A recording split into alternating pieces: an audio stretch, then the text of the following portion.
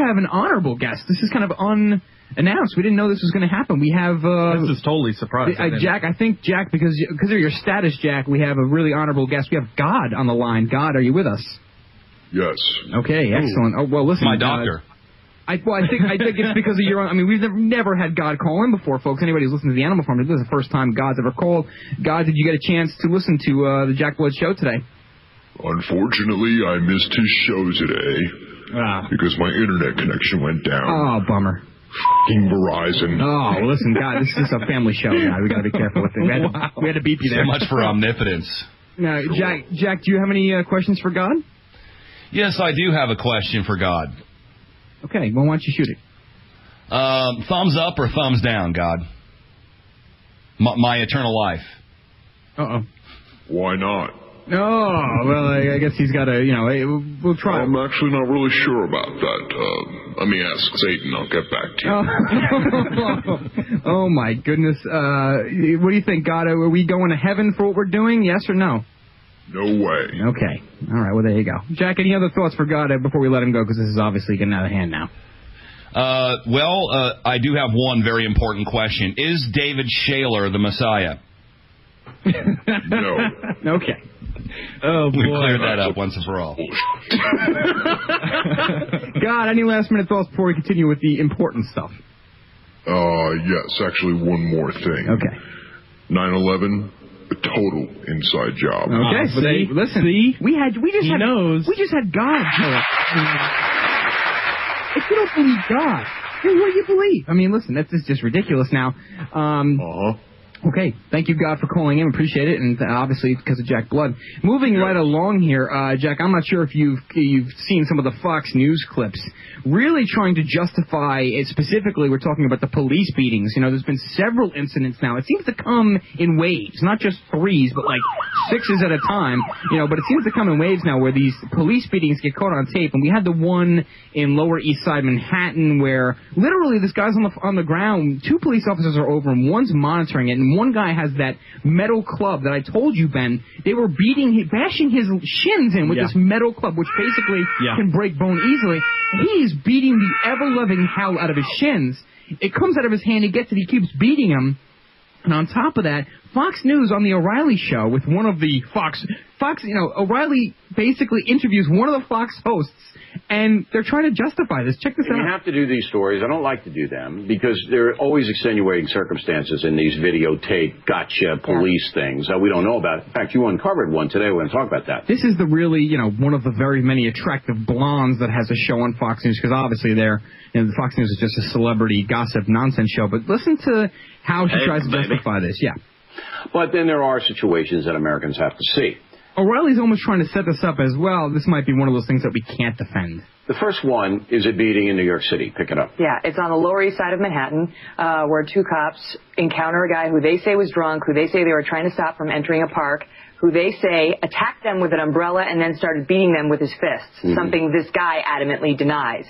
Upon placing him under arrest or trying to, the guy, I'm sorry, but the videotape does show attempts to resist arrest. Now keep in mind, now listen, no matter what this man did to police, he is on the ground, he's got handcuffs on, or they're trying to put the handcuffs on. He's beating, his legs are being bashed in with a metal rod. You all know what that metal rod is. It extends like an antenna, but it's very strong. It's basically indestructible. And the guy is whamming on his shins. Boom, boom. At least 10, 11, 15, something like that times. And he's rolling around in pain because obviously he's getting his ass kicked.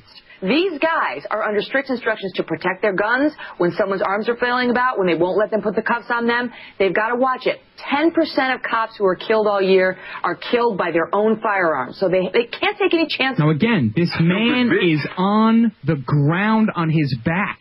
His shins are being beaten to a pulp by another officer other than the one trying to get the handcuffs on. I want to get this woman and put her on the ground and beat her shins in like this man was having and see if she can stay still. Now, Jack, you know this clip. I don't want to waste any more time, but did you see this clip, or what are your thoughts on this particular incident? The worst one was when that kid fell off the overpass and the cops started beating him. There is just absolutely no limit to this. And I've been in positions myself many times here in Austin and in Los Angeles where I lived before, where, I've taken some abuse from the police. I'll put it lightly.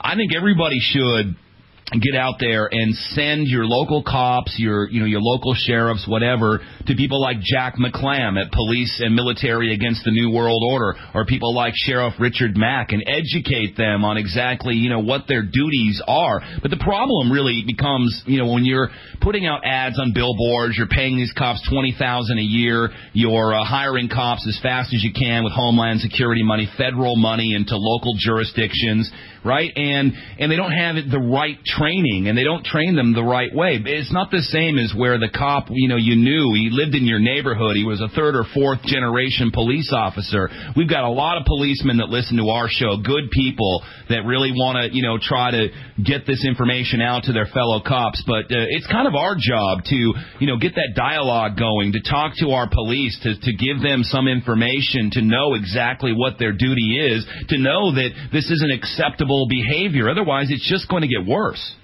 Yeah, I mean, it's turning into an us versus them mentality, and they're grouping together, and they're getting even worse, and they're turning into actual goon squads with federal funding behind them. And obviously, that's a very, very bad thing from a national standpoint. No question, point of view, no question.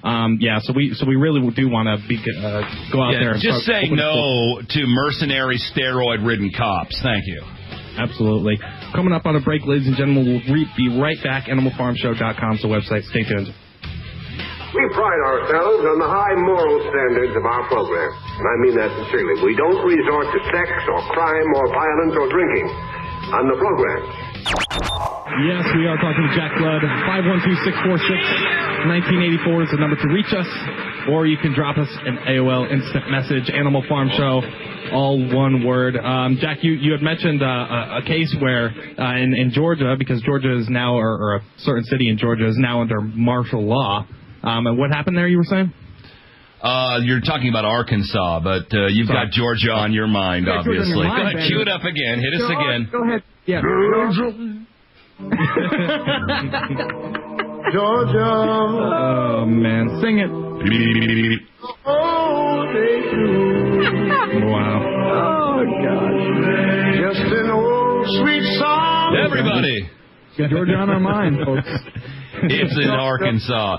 A lot of stories coming out of Arkansas, that's right. The other day, Democratic chairman of the Democrats, he's the chairman, Bill Gwatney, was gunned down by a lone nut. We mentioned that earlier. What is very odd here is, number one, Gwatney was going to go as a superdelegate and vote for Clinton. Now, if you've been watching the news today, Clinton is now going to be counted. There is going to be a roll call for Hillary Clinton at the Democratic National Convention. All of her Puma supporters, all of her supporters are going to be there, and there are going to be some very tense moments, maybe even more so than up in Minnesota for the Republican national coronation. But Gwatney, there has been some kind of a fight over him, casting his vote for Obama, like a lot of the superdelegates are being forced to do, and they are being forced, okay? This is much like the CAFTA vote, where they start using extortion and blackmail to get these votes. He was going to stick and vote for Clinton. And he was gunned down by this lone nut who was killed, so we don't know. He didn't leave a note. This is a guy with 3 names, like Lee Harvey Oswald. They just announced his name. The funny thing is, when you look at the story, and I'm looking at a story here in The Guardian UK, it says that Gwatney, who owned he was a used car salesman as well as a superdelegate. I don't mean to laugh, and I'm sorry, and I really apologize to his family, and, I feel for him. He was to attend according to the story in The Guardian, this is the story that's going around, he was to attend the Democratic presidential coronation later this month to cast his delegate vote for Barack Obama. Okay, but he never actually said that. There's no quote. In fact, the truth is he was going to go cast that vote for Hillary Clinton.